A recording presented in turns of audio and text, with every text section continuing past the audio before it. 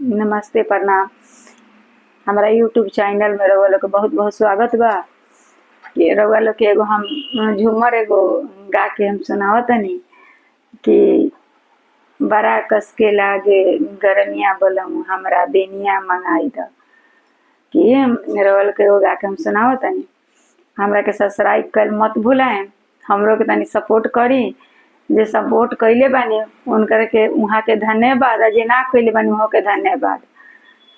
कि हमार अथी गा के सुनाओ तनी, रउआ सब्सक्राइब करम आ हमरा के सपोर्ट करम तो हमरा ई बुझाई के रउआ हमार गीत पसंद पड़ल। अगर ना करम तब तो लागी के कोई हमरा के पसंद ना करता।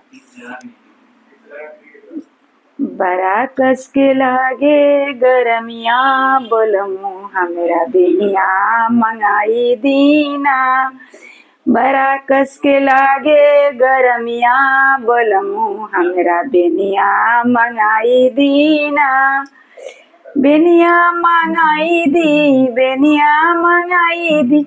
बड़ा कस के लागे गरमिया बोलमु हमरा बेनिया मंगाई दीना। बेनिया मंगाई दी, बेनिया मंगाई दी।